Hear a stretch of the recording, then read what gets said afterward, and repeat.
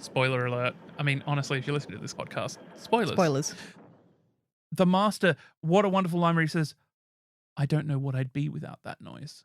Mm. That's just... And then the Doctor says, I don't know what I'd be without you. Is that right? Yeah, Yes. I think he does. Gorgeous, beautiful. Yeah. Love this dialogue between the two of them. It feels like, for once, both of them are being emotionally vulnerable.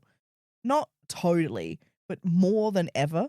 Like, they are having here a conversation, you know, even though the Doctor's laying on the compliments to try and butter him up to try and get out of the situation. I still think he genuinely means it. It's not manipulative. Yeah.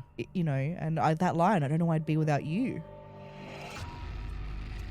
People of the universe, please attend carefully. The message which follows is of vital importance to you all. We present to you a case study of one of the most dangerous minds in the universe. A history of the lives and times of the renegade Time Lord known as the Master. The Master. The Master. The Master. Call me Master. The choice is simple. Join us and continue listening, or face total annihilation. They are the Master, and you will obey them. You will obey me. Please attend carefully.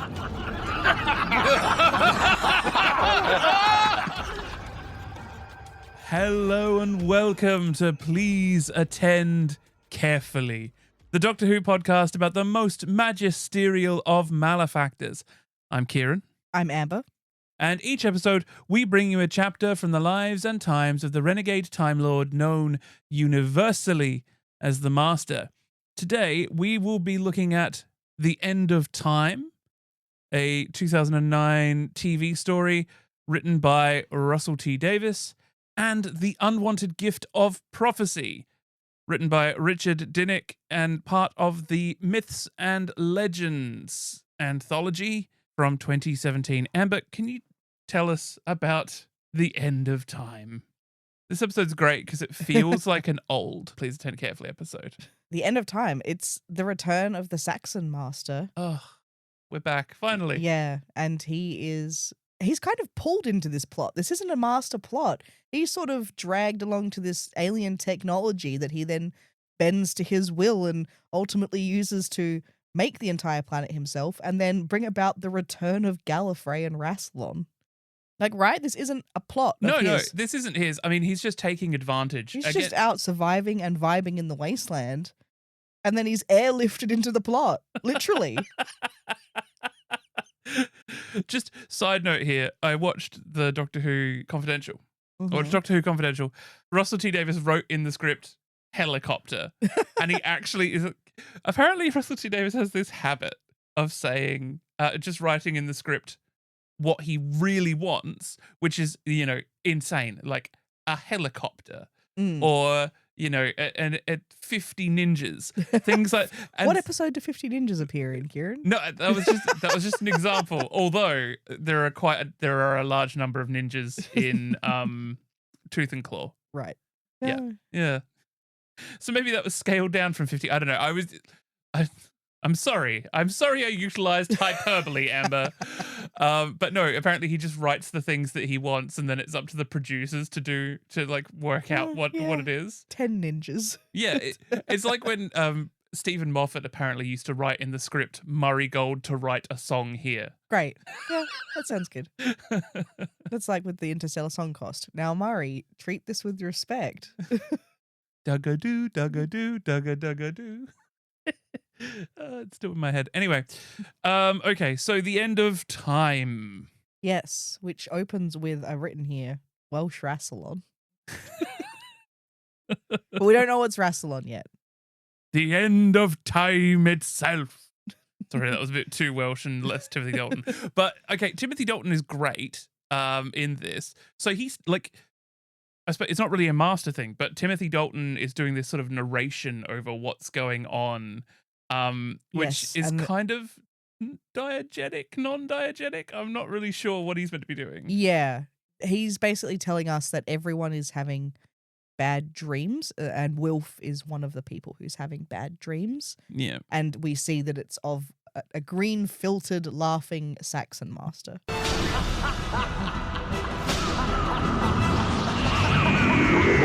I do like Wilf sort of being like a bit of a callback to Time Monster, being like, I saw him, Doctor. I saw him in Nightmare. So, okay, here's my problem with that. This is our first introduction to the Master, right? Everyone's having these dreams of the Master laughing. Yeah. And the Doctor ends up on the Ood sphere talking to Brian Cox Ood. Time travel into the future is possible. Sorry. The Ood have gained this power to see through time, because time is bleeding. Shapes of things once lost are moving through the veil, and these events from years ago threaten to destroy this future, and the present, and the past. Yes. Brian Getting Cox high with them. Yeah, Brian Cox Ood has a weird brain head. Whatever.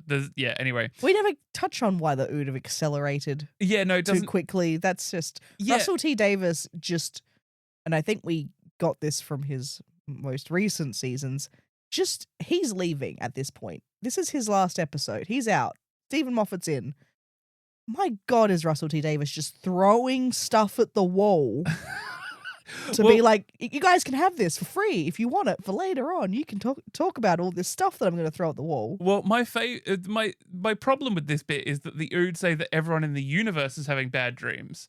And I think it's kind of implied that the Ood have like accelerated because of the time, like the Gallifrey coming back or something like that. Again, as you said, just throwing it at the wall. But yeah, like, I don't know why everyone else in the universe would be having the bad dreams. Yeah, I don't know either. The Ood, I guess, because they're super psychic. They've got a big brain. Yeah, he does. I mean, later on, he does sort of telegraph the drumbeat out into the universe, maybe retroactively through time. Anyway, that. Yeah, we probably shouldn't get stuck on this. Don't look too closely. But yeah, so the everyone's seeing the Master's coming back. The Doctor is shown Joshua Naismith and his daughter, and Lucy Saxon. Yes. And in a nice way of calling back to the audience the plot from the previous stories, the Doctor tells the Ood what happened to the Master last time. Yeah, and we see him refusing to regenerate and things like that. And this is where we left burning him on the pyre. And then the ring is picked up. Russell T Davies said at the time, jokingly, that it was the hand of the Rani, just to annoy people. But it was the hand of a Miss Trefusis. Yes. So I watched Confidential, and Russell T Davies said he always knew that it was a prison warder. Okay. Who picked up the ring. He always knew that Lucy would be in prison. Yep. And he always knew that this is how the Master would come back. But he said he never knew that he would be the one to do it. Yeah. He left it for someone else to do it. He's like, this is how you get the Master back. Go on, have fun. Isn't it weird you think that Lucy is in prison, considering from the Earth's perspective, Harold Saxon killed the president of the United States and then Lucy Saxon kills him.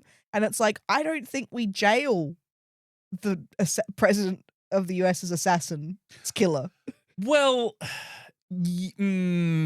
okay, so this is the interesting bit. This is difficult because we're sort of twisting things around at the moment. At the beginning here, Lucy is in prison. She was tried in secret without a jury. Yeah, who allowed to do that? I mean, apparently and remember, only the people in that room knew. Yeah, what happened? I don't know. Anyway, But the point of, I think at this point, we kind of have to really quickly touch on this short story before we go on with the end of time, because it works. It's about Lucy, right? Yes, and it's going to set up what happens next, if you consider this canon, which I don't think. I like it. Okay. I like it. I think it slots really neatly into my headcanon, and I think it gives enough. It also technically acts as a prequel to the Dark Water Death in Heaven. That's true, it does. Okay, so the unwanted gift of prophecy. I'm sorry we're jumping around a bit here. It'll sound better in the edit. If you're listening to this, it sounds better in the edit. Okay, so the unwanted gift of prophecy. This is back all the way back in the year that never was. The year that never was. The Master has made the paradox machine out of the TARDIS. Yep. Now he is using that paradox machine to send Lucy back in time with 9 matrix data slices with information about the Doctor to his previous selves. Yes, and they're They're run-ins with each other. Yeah. So she appears in the favorite place that everyone wants to set everything. He is busy in this prison. Yeah, he's on the rowing machine. Yeah. So it's Delgado. He's in prison before the Sea Devils episode, which is just where everyone puts everything. He never had a quiet moment. Yeah. Yeah. He was very busy during that, wasn't he? Yeah. So this is before or after the face of the enemy. Anyway, he's on a rowing machine in his little like white shorts. I love it.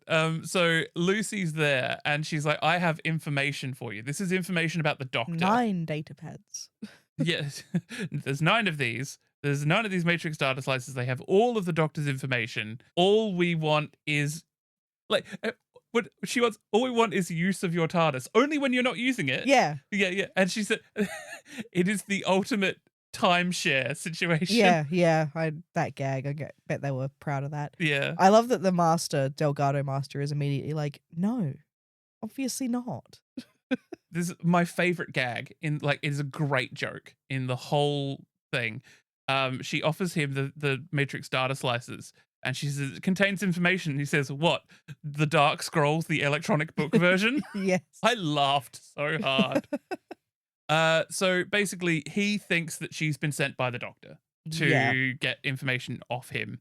And so Lucy travels back and I think we need to talk about the characterization because she's genuinely scared that the Saxon Master is going to hurt her if she doesn't succeed. We had at the start of this, her little, what did he call it? A little pillbox thing?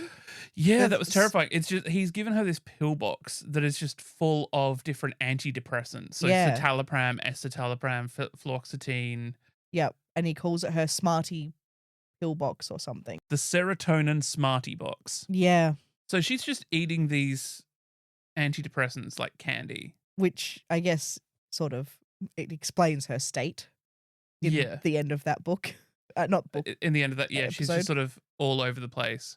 It does also mention, like, she has a bit of moment of reflection in there. And you ask the question, like, why was she arrested when she shot the Master? She acknowledges that she played her part in everything. Like, that can't be ignored. She probably should have been sectioned or something instead. Well, yeah. But, like, she played her part. And she even says, and I think it's a tremendous moment of self-awareness. She says that there were moments that she enjoyed. Yeah. Well, she is dancing when the Toclophane come down from the sky. Yeah. She's got, like, a black eye at some point. I think the writer, Richard Dinnick, is very, very careful in this story. He makes a reference to the fact that she says the Master hasn't come to her at night since this whole thing happened. Yes. Just to sort of really turn your attention. Like, no, the Master never sexually assaulted her. Yeah, no. I know. I noticed that too when I read it. So yeah, the next one, she gets sent back in time again and she's underneath the radio tower in Legopolis. She just lets herself into his TARDIS. Yep, and he remembers her. The Saxon Master has removed 3 of the data slices. Yes. Just to make sure, it's like upping the stakes. Yeah, exactly. Again, the Tree Mass Master now doesn't think she's a spy for the Doctor, but also doesn't trust her, and just his plan. He's also really busy at this point in time. Yeah, he's about to kill the 4th Doctor. He needs to be focused, not talking to her. But his plan is basically his plan as usual, which is I'm going to TCE you and then take what I want. Yeah. And so she leaves. And so she beams out of there. And again, she's terrified that what the Master might do to her. Thankfully, he knows I'm stubborn. Yeah. And obsessive about this kind of thing. So I'm angry at myself, myself, not you. Yeah. And so she gets sent back again and with fewer data slices. Yep, 3 this time. Yep, and she's sent back one further time. And it's meant to be survival. So she's meant to be sent to a small London borough and go find the cheated Tremas Master. Yeah, which I thought was weird that they were saying, well, he'll see Tremas Master again. And I was like, but you had another Master. Yeah. Could have done Decade. Could have, but I suppose the books... don't want to go back to Ciarán, I guess. Well, Traken or the assassination. Couldn't go into Gallifrey, couldn't go into Traken. Yeah, I guess. And doesn't also work, you does can't it? really, and as a short story, it doesn't really hold the same continuity as like the Yeah. Big Finish or anything like that. Yeah. So yeah, it goes to survival, but the time trace gets interrupted and she ends up in another random bit Yeah, of, Missy intercepts. Yeah. And it's Missy is there. Yeah. This is lovely. Which is great. And they have a great interaction, and Missy's really kind to her. Which is nice. Yeah, it is. I really appreciate that Missy's very kind to her, but at the same time, Missy is manipulating her. Missy Yeah, says, yeah. you're going to have the opportunity to shoot the master at your husband, and you should take that. Yeah, Take that opportunity and do it. shoot him. Also, here's a list of the chemicals you will need to counteract him coming back. Because Yes. he's going to come back, and he's going to need you to do it. Because Lucy knows what regeneration is. Yeah. And she gets the data slices, which of course is what Missy uses to capture all the minds of the human race in the afterlife in Dark Water, Death in Heaven. Oh, okay. Yeah, that's what the data slices are. Okay. Yeah. Right. So it's like a big computer that uploads everyone's brains. Yep. So yeah, that's where we leave it. And so It doesn't really deal with the fallout of her going back and the data slices are missing, but they don't have access to Missy's TARDIS or, don't know. The author didn't clearly want to think about the fallout from that, so we just don't see it. Yeah. And it's interesting because, so this anthology is called Myths and Legends. Yeah. And it is sort of based on Greek myth. So this, of course, is based on the myth of Cassandra, who is, she was cursed to have, like, her curse was that she had foresight and knew what was going to happen, but no one would ever believe her. Yeah, and she goes to the last king of Rome and says, I've got 9 prophecies for you. Yeah. And he's like, nah, and she burns 3, and she's like, I've got 6 prophecies for you for the same price as the 9. And he's like, no. And she burns 3 more, and she's like, okay, going last time, 3 prophecies for the price of 9. And he gives in and buys them, and he should have just bought them. Yeah. For the 9, that's the, Yeah. So that's where we leave that story. And of course, we know what happened. The year that was never happened. And then the gun ended up in the hands of Lucy, and she pulls the trigger and shoots the master, who refuses to regenerate. Lucy ends up in prison, and this is where we are at the end of time. Yes. Lucy is in prison. She is being taken out of her cell by the new governor. Yes. And Missy also gives her info on which guards are bribable. yes, she does. So she gives her all this information, and it's very interesting because Missy isn't really helping or hindering. All she's doing is making sure that time ends up on the right tracks for her to become also, her. I think we get from Masterful the audio as well. None of them like this regeneration of themselves. Yeah. This is like the least popular regeneration amongst the Masters. Yeah. So Missy also is like, I don't want to be. Yeah, I hate that guy. Like, get this one company. I want to be Missy. In the show, it says that there were the secret books of Saxon. I love We that he don't started know a cult. what those are. He started a cult, basically. So Yeah. his contingency plan was not to regenerate, but to use some other means. And I mean, we know that the Master does this. Yeah. The Master loves using yeah. other external means to extend his life. Setting up a cult preemptively to save yourself is great. That's exactly what the Master would do. Yeah. BBC, let us write the secret books of Saxon as a release for Christmas. Oh, God. Yes. Please. What's in them? We'll decide. Yeah. And so the secret books of Saxon call, and is it, this is the question I wanted to ask. Is it science or is it magic? Both, right? Yeah, because the Master, and I suppose it's the old... The big swirling him in a tornado of blue. Yeah, there was a lot of, there was some goop poured into a thing with the ring, and also the kiss genetic... of the wife, Yeah, the genetic material. So it is sort of halfway between magic and... Did they, not let her wash her lips for, I assume it's something... I don't want to say sciencey wyancy, but... No, move on. So yeah, the Master is coming back. So he's absorbing the life energy of all the guards in the room. The cult give up their lives for him to live. Yeah, and so he's coming back. Also, I want to point out that when he's in that swirling mass, you can actually hear the regeneration ring. Like that high-pitched whine He looks exactly like he did before, clean-shaven, brown hair, which is important. It doesn't seem important, but it is important. And Lucy hurls the chemicals. Yeah, so at him. with the information that Missy gave her, she created the exact chemical opposite. Don't think about it. Shut up. Throws it into the swishy blue. And it causes stuff. an explosion that kills and she everyone. says, "Till death do us part." Yeah. And it kills everyone. Yeah. It sets fire to a prison. I should like to point out that the prison is called Broadfell, which is a reference to Broadmoor prison. Yeah. So one has to assume that hundreds, maybe thousands of prisoners died? Maybe. It's like the biggest Christmas Eve tragedy. Yeah. I mean, just add it to the pile for the UK universe. So the Doctor tries to, has been told that the Master's coming back. He gets there and he lands outside the prison after it has been blown up. Yep.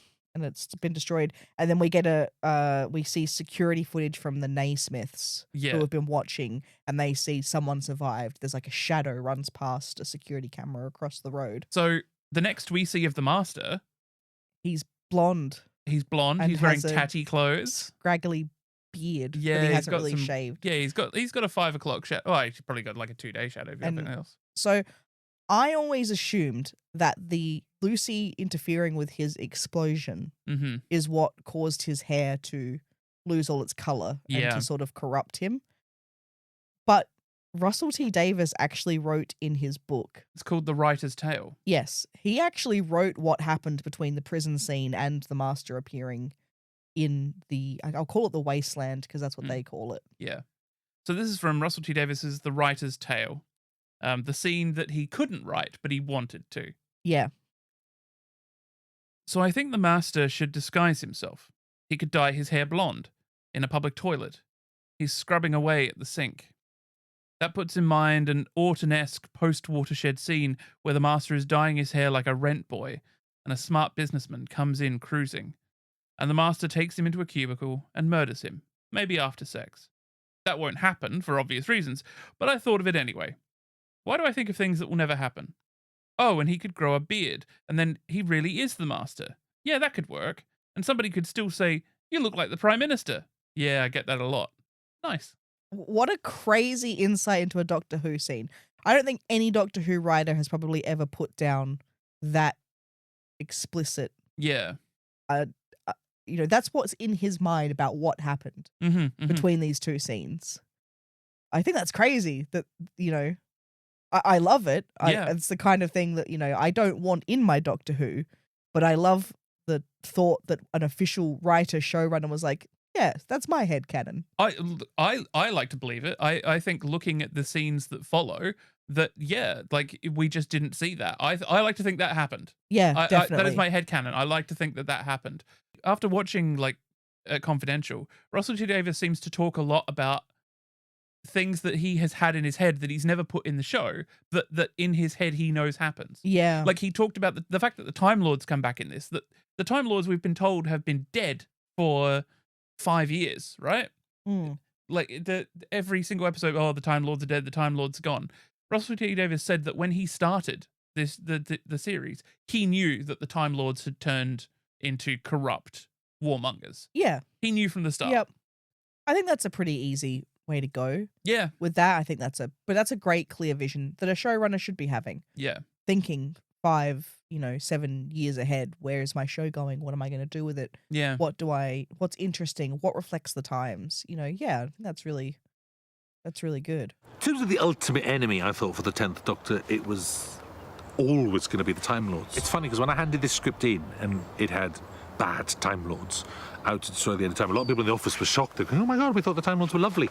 And it's something I've always known. If you take me all the way back to 2004, I've always known this is what the Time Lords became. So here we see the Master, and the first inkling we get of what's going on is there's a couple of, I don't want to really say like homeless, struggling men. Yeah. They're at a burger van that is serving up sandwiches for people struggling. And so they sit down and, they're eating, and the Master turns up. Yeah, and he's got his hoodie on. Yeah, so he's wearing this straggling hoodie, which looks like something that you pulled, you pull out of a bin, right? Yeah. Absolutely. And I noticed some scenes that didn't actually make it into the show in Confidential of the Master like pulling at clothes and Yep. like, yeah. So he starts eating and going off on one.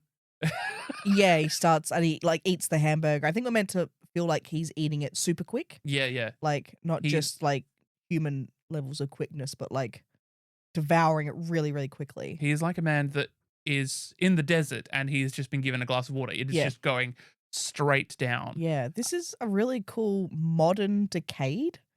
Like This, yes, Yeah. I wanted to say, so basically what we see of the Master is that you start getting flashes of his skeleton Yeah. underneath, which is not a great effect. I have to admit that it's not a great effect. yeah, I know what they're going for. Oh, I know I what they're see going. what you are trying to do. You are doing a modern version of the Jeffrey Beavers Decayed Master. By the way, he kills these men and he kills He the eats people. them. Kills the. Well, so this is. Cannibal Master. Yeah, the Well, no, it's not doctor. a cannibal, I guess. No, yeah. So the doctor says to him that his that whatever it is has gone wrong and his life force is basically cracked open, and the Master is able to utilize his life force to like fire lightning out of his hands, Hate that. To be Um, honest. and like he can fly, which is interesting. So the process that brought him back went wrong, obviously, when Yeah. Lucy did this. And so now he is bleeding life force, something that he can utilize, Yeah. but also he's just bleeding his life force. And like, is that why he's hungry? Like he doesn't. Yeah, I think like, so, He yeah. needs to. He His- needs to replenish. Like yeah, he's using too much energy. It's all just burning away. But it feels like it's not a conscious thing. It feels like it is a it is an addiction. It is a craving. Yeah. Like his body is telling him he needs energy. yeah, I think the question I to want to ask sustain even a little bit this. Yeah. is he absorbing energy from these people, or is he actually physically eating them? I think my read is that it's eating because as the showmakers have done, they've juxtaposed it with him eating a hamburger really quickly, and it is framed within the concept of eating and food. That I think that's meant to be the implication because of the juxtaposition with the hamburger. Yeah.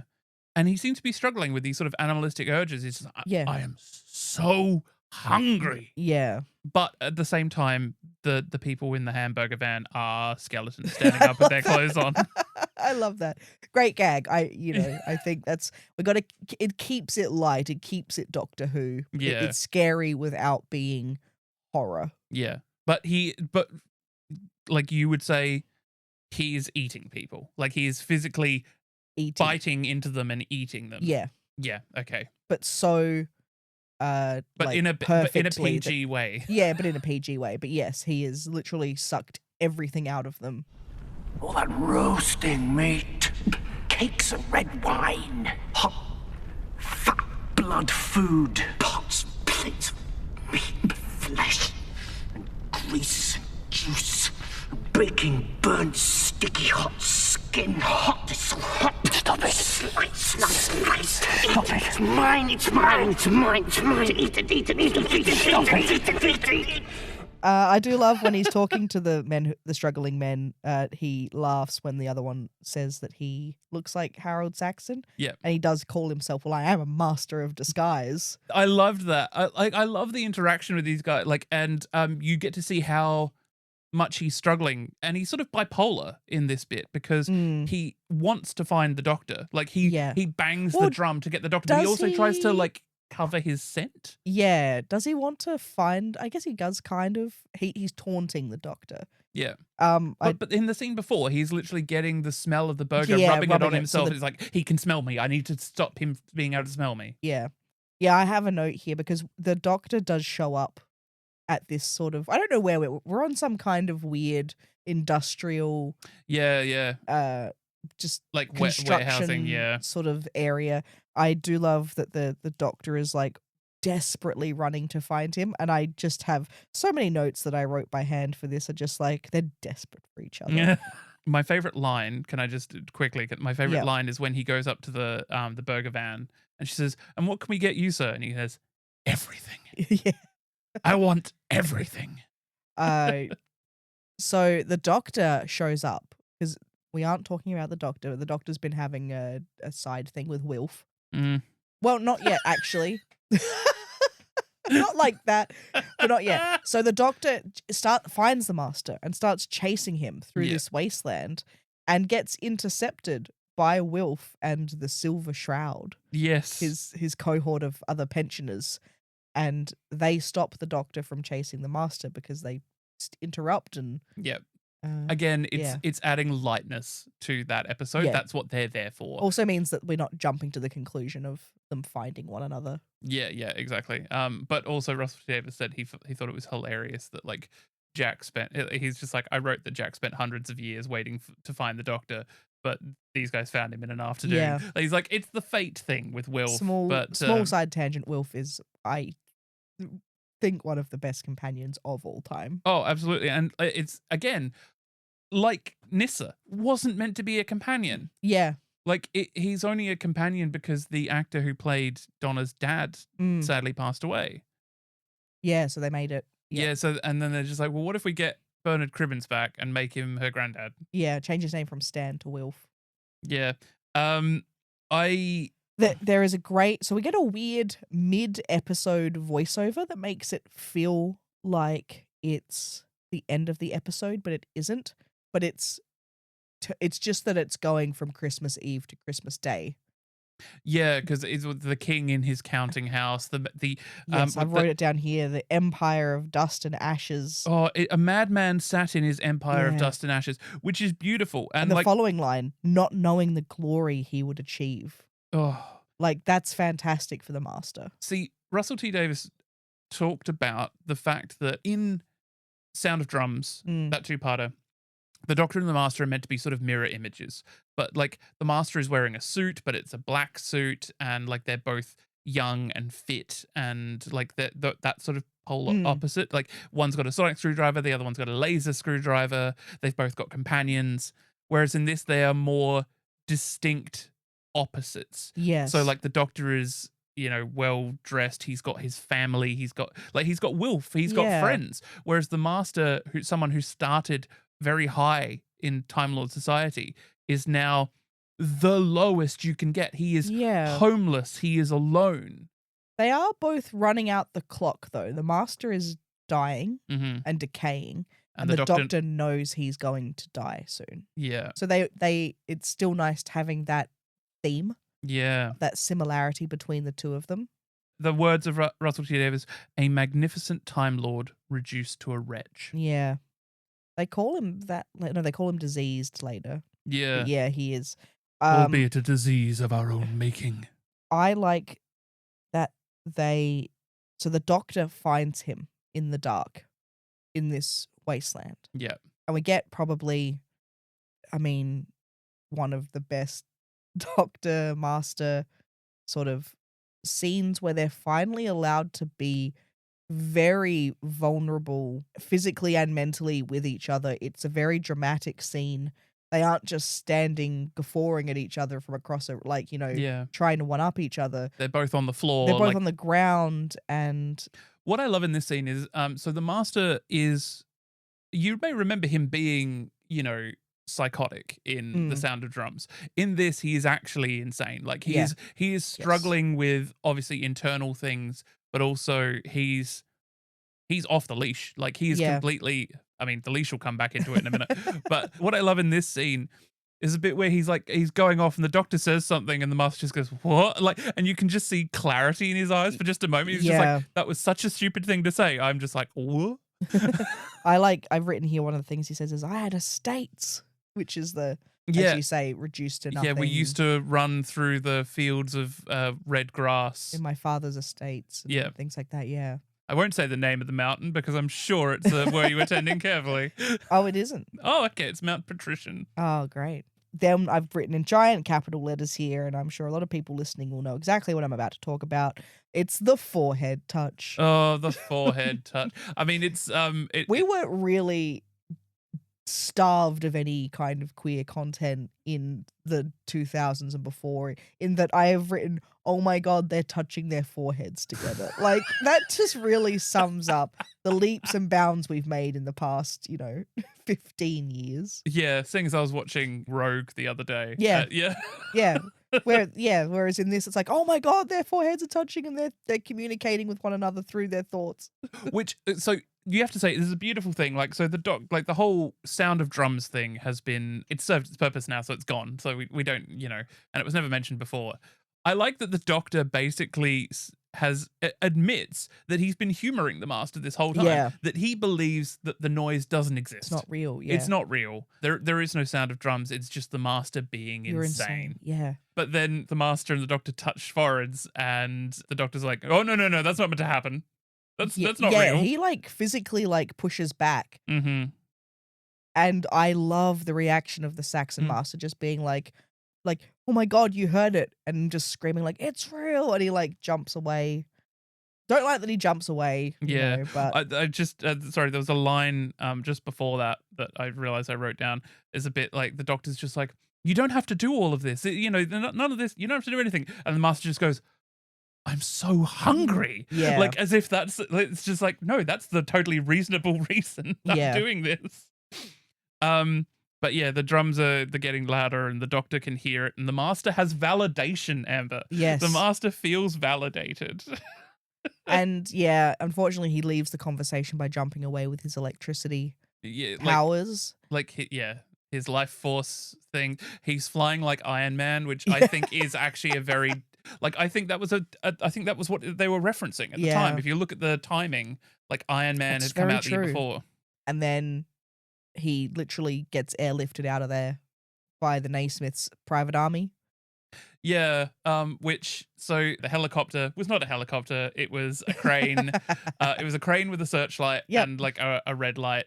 They had to practice so many times because the difficult thing was, so they had to do the scene, then get John Simm out, and then get the stuntman. Double, yep. But this was such a difficult and also tricky scene because they do actually descend down, grab him, and go up. So the only way the stunt double is suspended is by their hands. Yep. So they're literally holding. Yeah. That's so dangerous. I think at one point there was a real helicopter, which was never, ever, ever going to happen. I suppose I must have asked at some point, can we have a helicopter? But I sort of know that's a nightmare thing to shoot. But previously in Doctor Who, in, I think, Aliens of London, we had a kind of helicopter shot overhead. With faked a helicopter in the sky, there's a half 3D, 2.5D helicopter. And that had been achieved with a huge light and sound, and it kind of really works. So very quickly, we were going from the model of, oh, we'll have a helicopter, to, okay, remember how we did it in Aliens of London, and this is more complicated because the Master does get kidnapped. How do we do it? Knowing also that we'd done things like monks flying through the air in Tooth and Claw, put that Aliens of London helicopter together with the Tooth and Claw monks, and you've got abseiling SAS men coming down from the sky, bright lights, wind machine, with no helicopter. I sort of knew it was fakeable and very easy for me to say these things, and they've got to go out and do it on a wasteland. Very tricky sequence. So the Master gets taken away, the Doctor gets knocked out. Yeah. And then we have the Master in the Naismith Manor, which I wanted. I love David Harewood. I want him to be a better villain than Joshua Naismith. He's an amazing actor and he deserves a better villain. This episode and the next episode are already so full of stuff. Mm-hmm. The Naismiths are barely really touched upon. I don't mind that. Yeah. We know who they are. They're rich billionaires who want to live forever. That's all you need to know. They're in a creepy relationship. Yeah. I don't know what. It could have been his wife. I don't know what it had to be his daughter. Yeah. I don't know either, but they're in a creepy relationship. Yeah. And I did write Trump and Ivanka, but I wrote, is this the Lazarus plot again? Yeah, Which it's a Master story. It's about regenerating energy. I know we've done that trope, but this felt very, we are just doing the Lazarus. There's a lot of that in there. It's funny though, because he chose not to, when he wrote the script, he was like, it could be done in a scientific laboratory, like the Lazarus Project. He's like, but for some reason, he's just like, we couldn't do it again. Yeah. And so they chose to do it in a stately home. Yeah. And he was just like, it's great because it feels like a third Doctor story. Yeah. All that these is great cool, stories where yeah. the third Doctor's just running around stately homes. I do like, so this is where we pan out and the Master is in the chair. Like, and I thought it was funny because we just did Harvest of Time. I don't know which episode's going to come out first, that or this. But there's the chair is also basically in that. Oh, so, wonderful. Remember with Delgado is in the creepy chair. Yeah. the creepy chair that he's in. They're like, go to your chair. Yeah. So I like that we've done 2 stories back to back where the Master's been strapped into this sort of thing. They've got him in a straitjacket and collar. Yeah, so after he's in the chair, they take him out. So like they need him to work on this. What do they call it? The Eternity Gate, the Infinity Gate, Immortality Gate. The Immortality Gate. I knew it was something like that. Some sort of superlative. So the Immortality Gate, they're working on that, and they get the Master in. And yeah, you're right. They've got him in a straitjacket, but also a red leather dog collar and lead. Yeah. Now I don't know how you get the job of being the person who holds the leash, but I would like to apply for that job of being the person who holds the leash, because I don't know if you noticed, there is specifically one man whose job it is to hold the leash. Yeah, so here's a named character. He's called Dacre, and he's he's like their butler. Yeah. He gets to hold the leash. Although there is one cute scene where the Master like grabs his leash and is like playing with it. I didn't see that. Yeah, it's like when he lies back and he's like, it's just like, I'm the Master, and he's like playing with it. I Yeah, didn't notice that. I might have been writing notes. So yeah, the Naismiths want him to fix the Immortality Gate so they can live forever. Only the Immortality Gate is being guarded. I don't know, guarded? No. Basically, it belongs to some cacti. What are they called? The Vinvoci. Vinvoci, yeah. Yeah. And they are disguised as humans. Yeah, it's they're their wearing tech. they're wearing a shimmer. Yeah. Okay, so it's very Russell T Davies era, Stephen Moffat era stuff, isn't it? Isn't it? So apparently this is like just Russell T Davies plucking stuff out of his head. He was just like, oh, okay, I need some aliens. I always liked the makeup we did on Banacafalata. And he's like, so we're going to do that again. And apparently only he knew that Banacafalata was called a Zocchi. And he's like, okay, so we want to do that again. It's good makeup, but this time let's make them big and green. Yeah. And so they did that, and he's like, we'll call them the Vinvoci. And it's Laurie Lewin and Sinead Keenan. Yeah. And I love it. It's great. Oh, yeah, the Immortality Gate was salvaged from a spaceship buried at the foot of Mount Snowdon. Okay. Yep. It's one of those things where you just like, sure. Yeah, which, well, Have Big Finish done a story where that landed there? No. Crashed there? I Right, just know write it that down. I know that Unit have a base at Mount Snowdon Oh, in several okay. things. Sure. I think it's in Sarah Jane Adventures. Okay. So, It might be covered somewhere. yeah, possibly. The gate was found inside a spaceship, buried at the foot of Mount Snowdon. It was moved to an institute known as Torchwood. But when Torchwood fell, let's just say, I acquired it. I was right. Here's a clip from the 5th episode of the 4th season of the Sarah Jane Adventures, The Death of the Doctor, also written by Russell T Davies. Units will take charge of the funeral in conjunction with the Shan Sheath. We'll be using Unit Base 5 situated inside Mount Snowdon. We can arrange transport and accommodation for all of you. So, like, the Master's fixing this thing, and, yeah, the Doctor and Wilf are doing their thing. There's psychic things with Donna and a book, and they find their way to the Naismith Manor. Yeah. And they're getting inside, and there's the shimmer. He just really enjoys doing that. Yeah, the Master gets given a turkey at one point, which he strips of all flesh in, like, a few seconds. And that's right. Joshua Naismith is just like, don't think me a taskmaster. You can finish this on Boxing Day. I know. It's like, you just kidnapped this man, Yeah. and you're worried about. But have today off. Yeah, have the rest of Christmas Day off. Fuck off. But the Master's just like, no, I don't need to. I've done it now. Yeah, it's done. And he initiates the Immortality Gate, and he obviously has changed what it's going to do. Yeah. they put him back in his straitjacket to like get him away from it. We're going to check everything. I mean, quite reasonable. They are reasonably intelligent in that, like, no, he's going to have fucked something up. Scientists start checking over it. Yeah, and like the Vinvoci are downstairs with the doctor, and it's just like, oh, he's doing everything fine. It's fine. Yeah. The doctor runs upstairs. Don't let him anywhere near the gate. Yes. And the master's just like, oh no. Too late. And he does that thing where he just uses his like energy to like burst his straitjacket off and leap across the room. The behind the scenes of that is great because there's like 12 cables on his straitjacket to just rip it off. Nice. And yeah, he does. He just and also I saw the scene where the tennis ball that is meant to be him is swung across the room so they can all look at it. I love watching this. There were so many times where I was like, yeah, I believe they're all in this scene. Like, we haven't progressed to the point of CGing just everything. Yeah. Like, they're all there. They're all looking at things. There's practical effects. I really love it. So, yeah. No, and then, it's beautiful. So the Master uses the thing to turn the human race into the Master race. Yeah, he's used himself as a template. Yep. And rather than using himself as a template to heal everyone back to that healthy template, he's turning them into that template, and they all start shaking really quickly. So what happened? So I've done my homework this week and I've watched Confidential, so I know how they did it. So they use variable speed cameras, right? And just had people turning their head at a reasonable speed. Yep. Sped up the camera, and it looks like their heads are just going like crazy. That's cool. And then they literally just stepped John Simm into, like, they just got him in the clothes. John Simm went through hundreds of costume changes, hundreds. And if you watch the scene in the White House press conference room, again, there's been the running gag in this episode is that the president is going to fix the economy. I've also written here, actual Obama.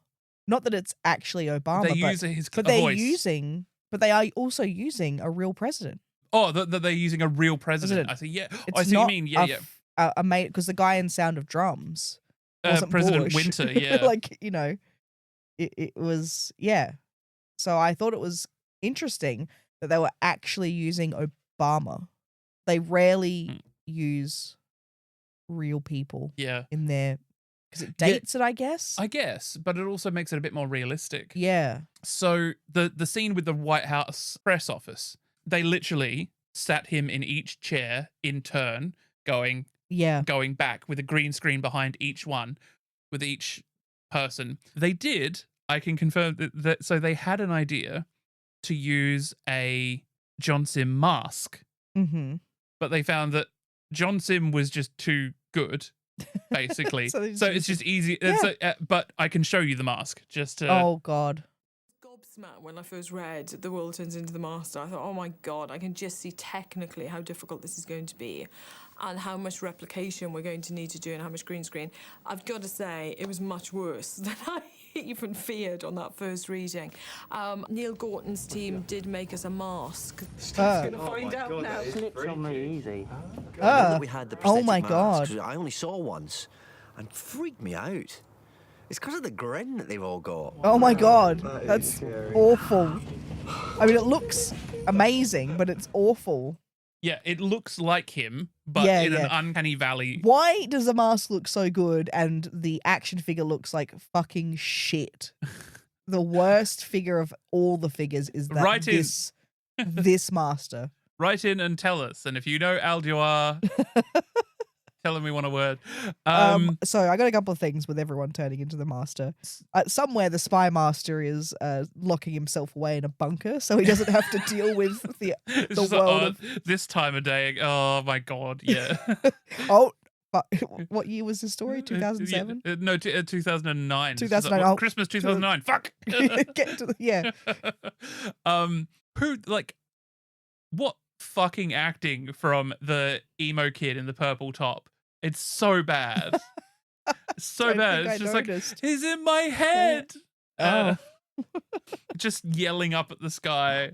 But also, do you think the masters who were having sex with one another at the time of changing finished? Oof. So this is would have been a lot of them. So the question I have, right? So the master has turned the entire human race into versions of himself, right? I assume they're still human. But they're him. See, this is the problem I Yeah. have with it because Yeah. because like there's a line later. Wilf says, "Do you think he changed them in their graves?" And the doctor's like, the doctor refuses to say anything. Yeah, I think He- he kind of, he just which sort- means yes. Yeah, he just stays silent. So that's a bit fucked. It's kind of in the same way that Missy turned everyone in their graves into Cybermen. Yeah, it's But what my question is, he has changed everyone into him.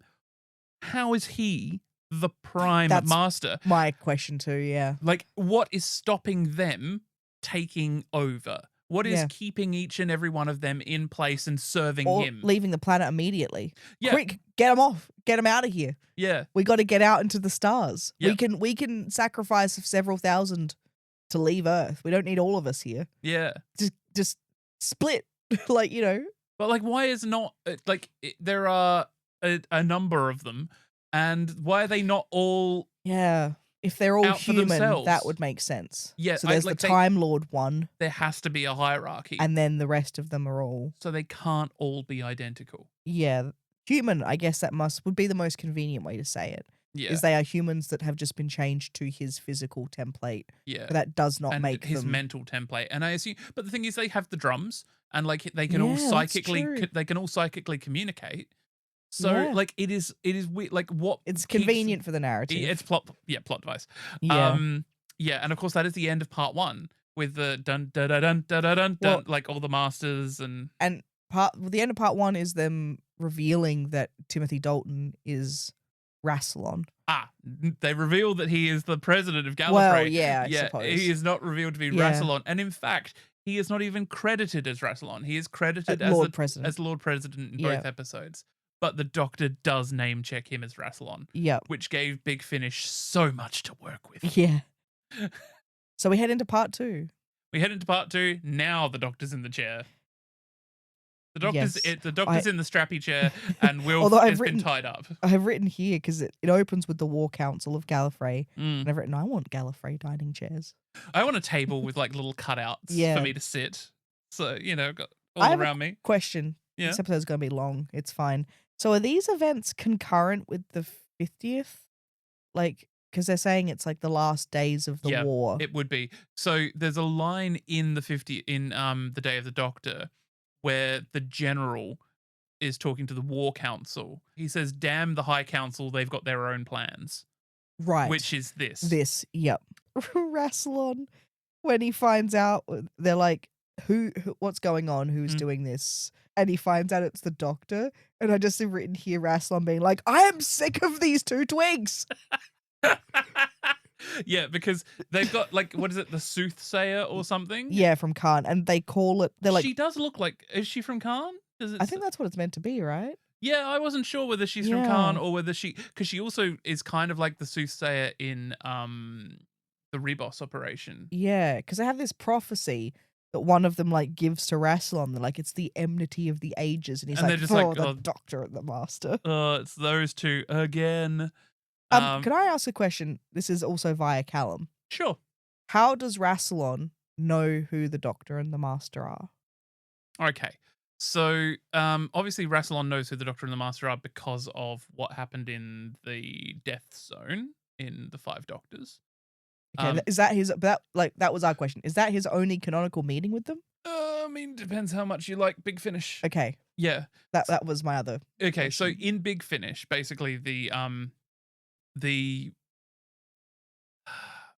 I have listened to like the Yeah. Gallifrey Time War. yeah, so the Gallifrey Time War, up to a certain point, basically they, the War Council inveigle it so that they can use a Time Lord that is related to Rassilon Yep. to bring Rassilon back. Yeah. It's as if the Americans were starting a war and they're just like, we're going to bring back George Washington. Yeah. Like that's Yeah. So I knew that about Big Finish, but from a show, so let's say show only canon because that's how the show treats it. Would he know them? I would say that if Rassilon has been brought back, right? Like I feel like anyone on Gallifrey knows the Doctor and the Master because they're they are famous Yeah, on Gallifrey that's for true. just having He's left. just heard about them from. It's just like, basically, if you are in charge of a planet that is at war, you are you are getting memos about everything, and you're just like, these fuckers Who again. are these people? Oh, we better brief them about the Doctor and the Master. Okay, yeah. So we do then cut back to now the Doctor is in the chair, and the Master is being very gay by like whispering in his ear and being up really close to him while he can't move or talk. And I do love that Wilf's phone starts ringing.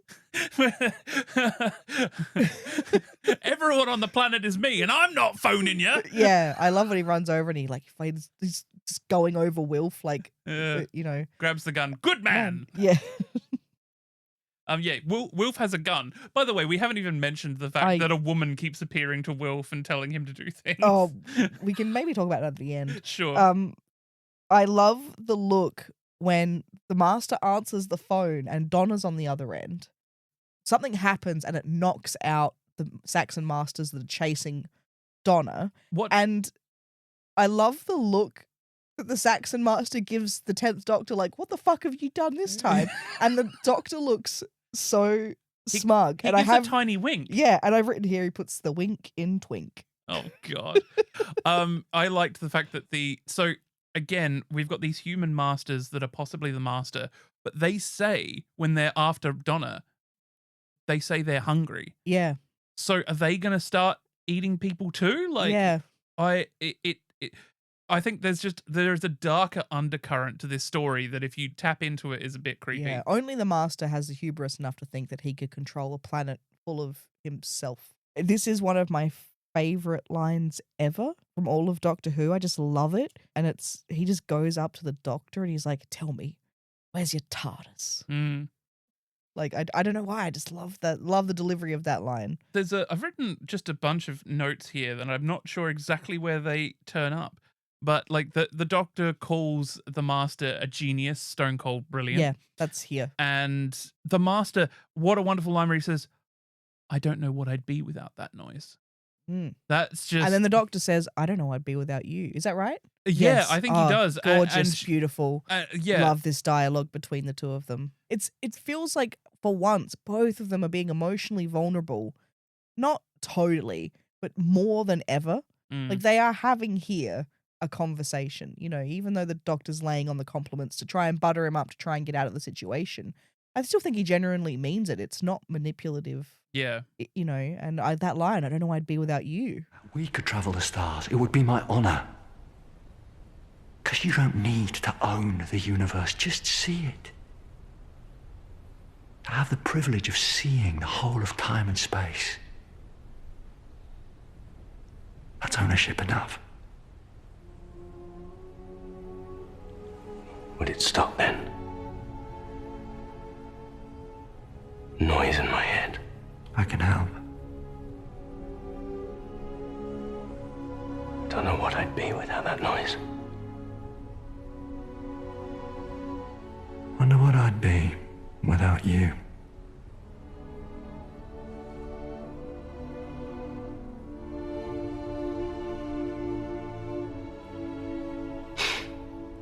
Yeah.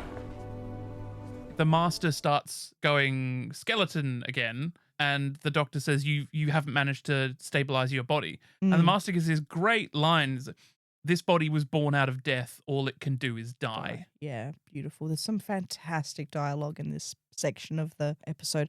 I've got written here, we find out the origin of the drums. I'm not sure, that Doctor must have escaped onto the Vinvoce ship, and then he tells them about the untempered schism, which I believe we've already covered in Sound of Drums. No, they talk about it when he's still tied up. They talk, it's, you know, like the Doctor's saying, basically the Doctor is giving sort of the same speech he gave in The Sound of Drums. Yeah. Where he says at the age of 8, you know, the sort of venerable way he's talking about it. But the Master is interjecting saying, no, I was taken there in the dark. Yeah. I was too young. Yeah. And I again, like that humanizes the Master wonderfully. It's just like, no, these children were mistreated. Yes, and we see also that this was now retroactively the plan of the High Council to plant it into his mind Yeah. so that they could get out of the time war. What has happened is that they need to get out of the time war because it is time locked. Nothing can get out, which is a long subject in and of itself. But they work out that the Master had this sound in his head that it is a simple 4/4 beat. That what they can do is they can send that signal back through the untempered schism, because that is the only thing that they can communication that they can do. Send it back and implant it in the Master's mind. And the closer he gets to this moment, the louder the drumming gets. Yeah. Throughout his whole life, the drumming has been there, but it's getting louder and louder the closer he gets to this moment. Yeah. And the Doctor escapes. Yeah. Worst rescue ever. I love that. Yeah. The comedy, again, with finding ways to keep it light after we've had this big emotional reveal and discussion. And now he's getting wheeled around in the chair and he's like, just let me out of the chair. Just let me out of the chair. I can say it's not actually David Tennant in the chair for most of it, because David Tennant had back surgery after being in Hamlet, and so they wouldn't like. No, they won't do it. So there is a giant. I mean, my partner Claire did say that there are people out there who would pay millions of dollars for it, but there was a giant rubber replica of David Tennant, a life-sized rubber doll of David Tennant. I don't know. I've written it here in big capital letters. I can't remember the context. Just me. I can't remember. I'm annoyed that I don't remember it. But at some point, apparently, he just goes, me. Yeah. Oh, that's right. Yeah, he does. What does he say? It's all been coming down to me. Like, it's all about me. I'm the center of the tension. I'm the center of the universe. This is your prophecy. I'm your prophecy. I'm what was coming. Yep. So yeah, he's up on the ship, and the Master has access to all the missiles. Back to missiles again. He had all the missile silos and the sound of drums. This Master loves missile. Very phallic. Yep. Yep. Adelaide mention. Did you catch it? I did. It's on the screen. Yeah, I've got the timestamp. 16 minutes and 38 seconds. Okay. Odd implication that we've got missiles. Yeah. Missiles or nuclear arms. See, I didn't say it because I thought that was going to be a were you attending carefully. It's back this episode, folks, but I'm being careful because I want to win. So yeah, the Doctor's being taken up to the Vinvolci ship, and he has like tender moments with Wilf. This we're not talking about it. Made me cry. We're not talking about it. Tier counter for me in this episode was 4. Yeah. That was one of them. Yeah. So Wilf has a fantastic line that I just need to say. We sum it all up. When Wilf says, "Don't you dare pick him over them." Yeah. Referring to all the people down there. Yeah, exactly. It's fantastic. Love that line, considering what we saw on the bridge of the Valiant. The Valiant with him, holding the Master and crying, and like, he could pick the Master. I don't think he ever would, but he could. So yeah, they're up there, and the Time Lords are trying to find a physical link. Rassilon throws down a diamond which lands on Earth. White point star. Yes, it can only have come from Gallifrey. Yes. And so now the Master has something physical to focus on, and he has 6 billion pairs, like 6 billion brains to focus on this signal to program the Immortality Gate to open a doorway. Yeah. And the war room of Gallifrey vote. Yeah, it's the High Council. High Council votes on if they should proceed.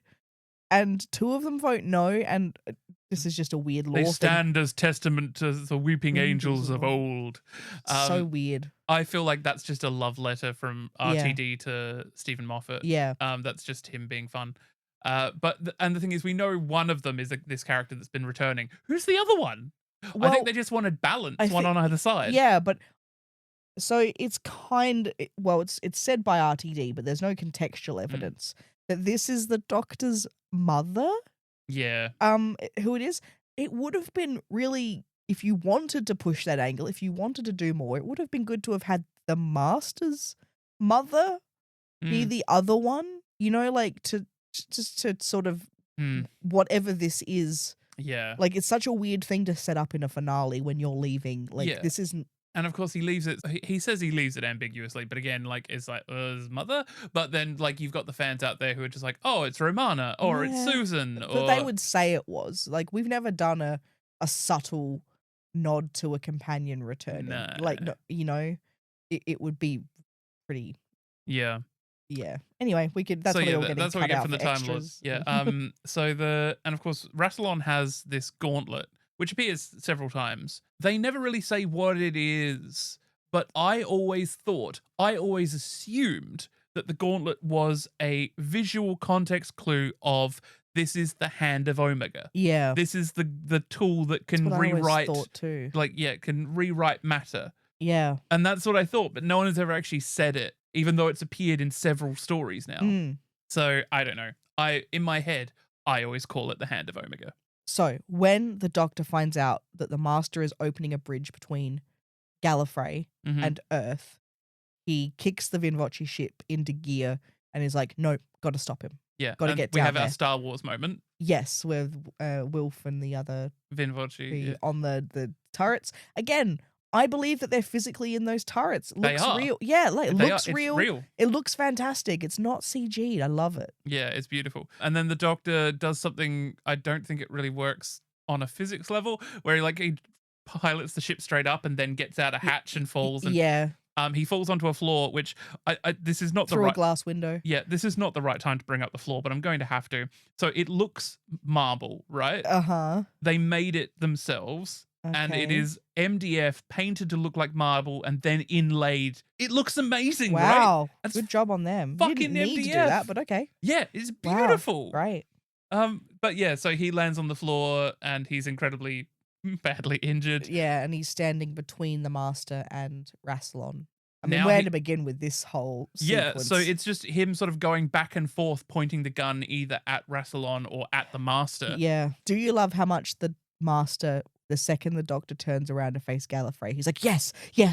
shoot Rassilon, not me. And then it gets pointed at him and he's like, oh, but okay, fine, shoot me.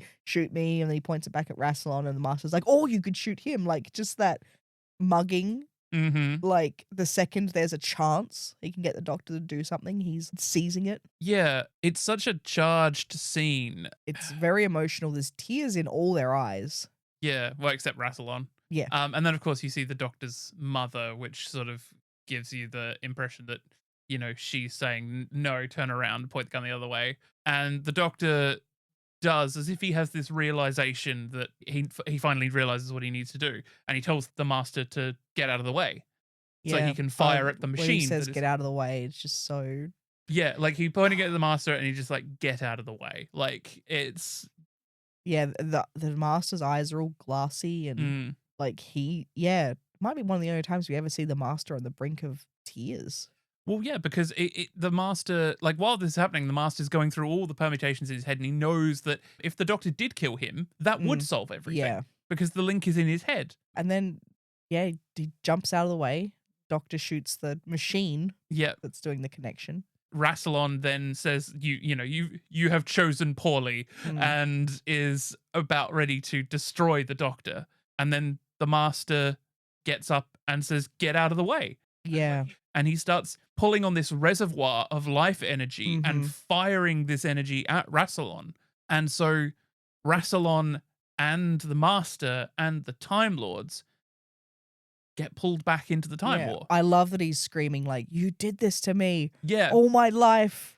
Yeah, and he even it sort of fades out very quickly, but you hear him go 1, 2, 3, 4 with each hand, with each burst of energy. Yeah.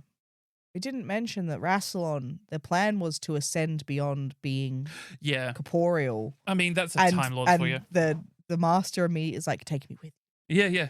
And he's like, no, you're diseased. You're sick. We didn't even mention the fact that the Master called the Time Lords there because he was going to turn the Time Lords into him. He was going to use that, and it because there's so many plans within plans, and none of them are. The Doctor says that to Rassilon, and the Master's like, whoa. No. No. I get to tell him this. Yeah, this is my plan. You're ruining it. Shut up. Well, it's not even that you're ruining it. It's just no. I get to tell him. Yeah. I get to be the one that we tells also him. get that lore of the Doctor saying to the Master, you didn't see them in the final days with there was the could have been king and the nightmare child. The Scaro degradations, the nightmare child, the could have been king with his army of meanwhiles and never weres. Yeah, telling the master that. I love that he's like, you weren't there and you didn't see it, but we know that the War Master saw everything. Yeah, he saw quite a lot, but like in the final thing is where he just sort of, well, isn't it that he sees the Nightmare Child, doesn't he? Like that's the end when he turns. He fucks it up with the heavenly paradigm. Yeah, and he's he just ruins like, everything. And fuck, I'm done, and like leaves. runs. Yeah. But the emotion of that scene, tears when he screams, "You did this to me all my life." Tears for me every time, and yeah, he gets pulled through. So how do we feel about that? How do we feel about the Master? Like, what would the Master be without the noise, right? So that this what would the Master be without the drums? All the other regenerations. No, but I mean, like the drumming was still there, still leading him there. I guess. I suppose is this a bootstrap paradox? Like, there's this like the Time Lords have made this situation for them. So like, could if they had never done this, could the Master have been a different person? Yeah, well, I think it's a nature versus nurture thing. Because I think the Dark Path covered that. Mm. You know, that it's that the Master going a different way sort of has been done in the Whoniverse. Yeah. Earlier than this, and I'm not saying that Russell T Davies is in any way having read that or following that, but I prefer the bootstrap. The Time War has fucked up with time here. Yeah, like, absolutely. You know, it's like I was thinking about that the other day. Sorry, this is just totally off topic, but I thought like there's a version of I think the Time War fucked things up so much that like the Richard E. Grant Doctor is the Doctor that should have happened, but the Time War happened, and so we got John Hurt. Yeah, like I feel like that's the Doctor that should have happened, but the Time War. Like I feel like that's how you explain that. Yeah. But I've never really gone with the idea that all the other Masters have heard the drum beat as well, because and it doesn't need to be that. Like I think that it's an okay idea for one Master, and then for the others to reference it because it is part of their, you know, who they were. But it doesn't strictly mean that that's what it was. The bootstrapping that we see in this episode, I think, can be self-contained enough. Well, I think, as I say, like headcanoning it, it's very much like the drum beat got louder as we got closer. Yeah, and you know, that's a good way of looking at it. I think. From a non-diegetic point of view, if you actually listen to the Doctor Who theme throughout the years, the closer we get to like 2005, the louder the da da da da is. Yep. That's cool. And like after that, we go back to a more treble than bass thing. So like even in the theme itself, the drum beat has gotten louder as closer to this moment. Yeah. Yeah. I like the Saxon Master. To me, feels very contained within his regeneration in a way that the other versions of the Master don't. Yeah. And that comes down to things like Masterful, where they'll go, "Oh, that one." Yeah. The one that burns so bright for so short a time. Yeah, he's over the top.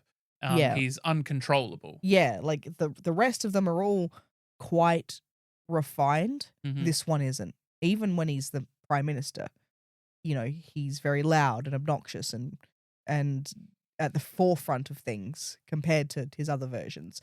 Missy is, you know, Missy, but in quite an elegant way still. Her chaos is still within her internal elegance. Yeah, it's interesting, isn't it? Because you wouldn't call the early Masters particularly chaotic, would you? Like, would you call the Treemass Master chaotic? No.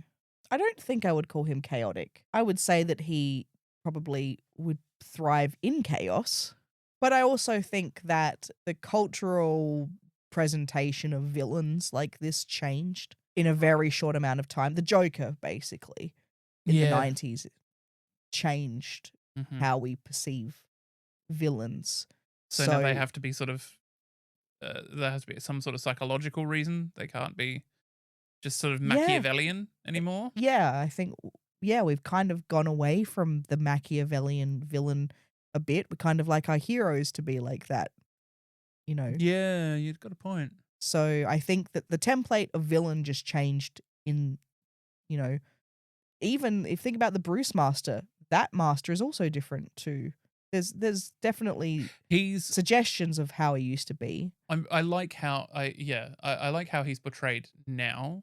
He is, I think it's funny because we've both just listened to Dark Gallifrey Yeah. Master, and I really liked his portrayal. I really liked his sort of again, he is Machiavellian, and even in his own Master series, there's that Faustian, that Faustian deals, which is an interesting characterization from what is essentially, I don't know, I think he's a bit of a thug in the movie. Yeah. In 90s, like, your villains are thugs, Yeah. right? Yeah. Yeah. It's so I think it's just how villains are changes how we write this character, and I think the Master will always adapt and change to the template of villain. I think that's why the Rani was probably the better call for the most recent series, depending on how you feel about that. But that sort of powerful woman was the better villain call than a Master. Like, that's just more what probably right now is correct for the mainstream TV show. Yeah, I get what you mean.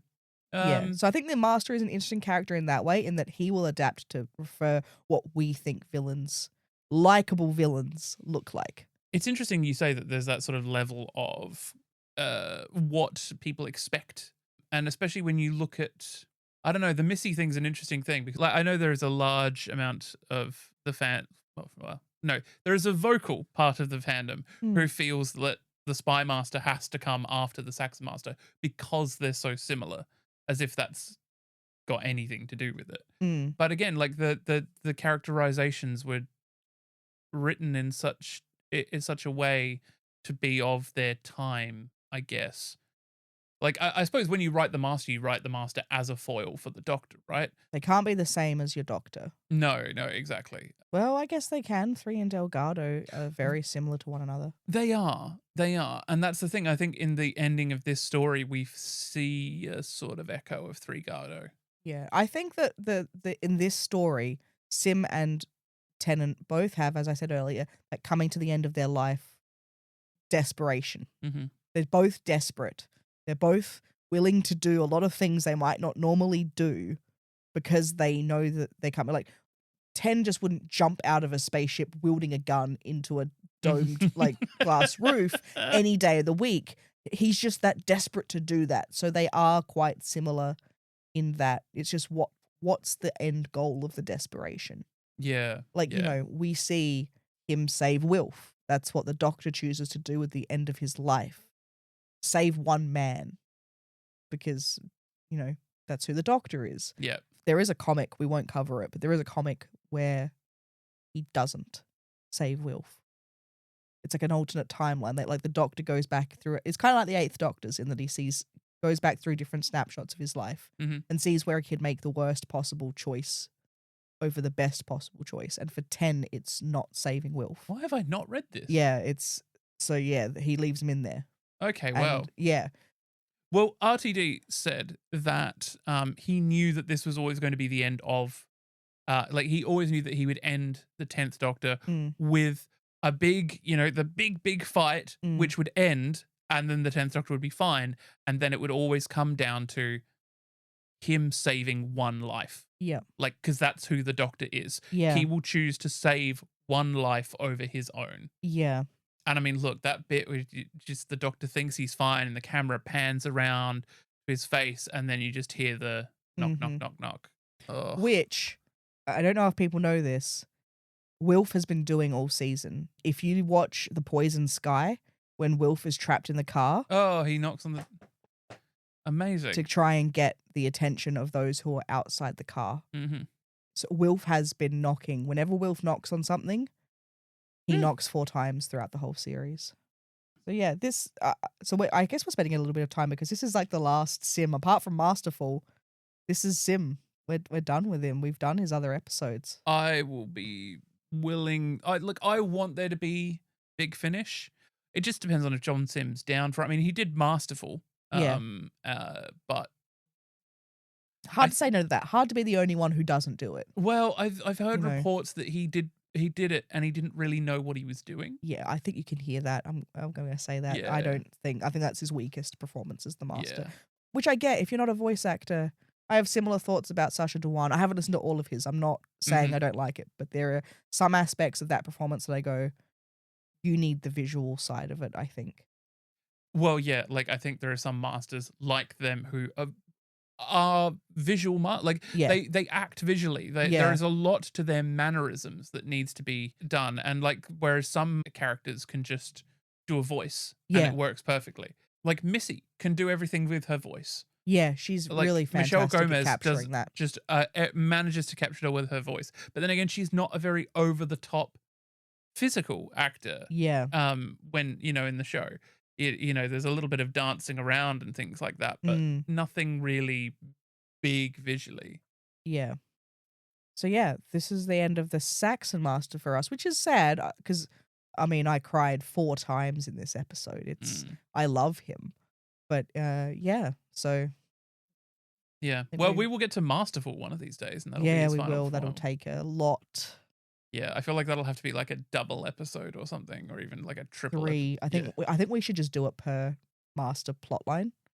Yeah, so that's Maybe. 3. That's 3 or 4 plot lines. Isn't Yeah, so be like today we're talking about Saxon and war together. Yeah, and we can talk about why Milo Parker is the master. The Doctor's dead. I've eternal life and dominion over as many planets as I can eat. Mic drop. He's mad. Deranged. Disgusting. Childish. Pointless. I believe that's rather the point. So, Ciarán, were you attending carefully? I think I was. Oh my god, I'm so happy that this is back. I sat and watched the episodes and the confidential, and I've took notes, and so if I didn't get it, I don't know. Okay. Go. How many human sacrifices were needed for the regeneration of the master? 6? 4. Really? Yeah, they're all standing behind him. So it's 2 guards plus the governor plus Mr. Fusus. Yes. Okay. What? There were 6 people in the room. Yes, That's why I got but confused. they're the bribed guards, yeah. What does he order from the food truck? Everything. Yeah. What pop culture nickname does the Doctor use for the Master? Skeletor! Yeah. How many waves of missiles does the Master launch at the Doctor? Oh, God. No idea. 3. 3, okay. And finally, what does Rassilon call the Master? There are 3 things. They're all right at the end. Diseased, but a disease of our own making. Mm-hmm. It's one of them. You don't have to get all 3. I just wrote all 3 in case you got. Yeah. My Lord Master. Yep, that's one of them. Oh, Lord okay. Master. Oh, something son. Nearly. Our worst child or something like that. Yes, I'll give it to you. He calls him Gallifrey's most infamous child. Gallifrey's most infamous child. Okay. Which is a pretty cool title. That is good. To hold. Master, take the respect you're getting. Do you need to be more than Gallifrey's most infamous child? That's pretty good. Well, it's like the Doctor says, you don't need to own the universe, just look at it. Yeah. You've got your title. They hate you. You're the the thorn on their thorn in their side. Yeah. Okay. I rewound and wrote this note because I thought it was going to be a were you attending carefully. How many masters? Oh no, I wasn't doing that. 6,727,949,338 masters plus the master. The master. The master. Cool. Well, I think I got 4 there. 4, 3. You didn't get the missiles. I'm sorry. I didn't get the missiles. Oh, okay. Yeah, that was great. Yeah. Oh, it's so nice to be back. Okay. We won't do what did we learn because I think we discussed everything. I think we have discussed. Well, yeah, like we've learned that the Master had a signal in his head that the Time Lords caused. We've learned that the Time Lords wanted to get out of the Time War and ascend to become beings of pure thought, which the Master, again, like the Master's like, take me with you. Yeah, you would have hated it. I'm in. Yeah. He would have hated it. I feel like that was just him mugging. Yeah. So interestingly, we learned from that little short story, we learned that Missy was pulling the strings behind all of this. Yes, because she didn't want to be Saxon Master anymore. Yeah, I really like that. So yeah, she pulled all the strings, which also means she kind of led Lucy to her death, if you think about it in the like. It's probably kinda that way. Yeah. Oh God. No, wow. no. I'm sure we talked about in the when we talked about the Sound of Drums, did Lucy Saxon was she complicit? Yeah, we talked a lot about Lucy. Yeah. Wonderful. Well, that's it. That's all for this episode of Please Attend Carefully. Thank you so much for listening. We hope that with each new installment, you come to understand, appreciate, and maybe even obey the master. Don't forget, if you enjoy the podcast, please follow and subscribe on whatever platform you use. It will help us keep making more. It really will. We'd also love to hear from you. Amber, how can listeners get in contact with us? You can reach out to us at pleaseattendcarefully@gmail.com, or you can engage with us on one of our many platforms. We have Instagram, Tumblr, and YouTube, all at Please Attend Carefully. We'd really love any and all messages, asks, comments, and tags. It's really great talking to everyone about these things. As you know, we love to talk, so we'd love to talk to you. That's right. Well, as usual, I've been Ciarán. I've been Amber. Thank you so much for listening and your ongoing support. Until next time. We hope you'll be tuning in. After all, it can't hurt you to listen, can it?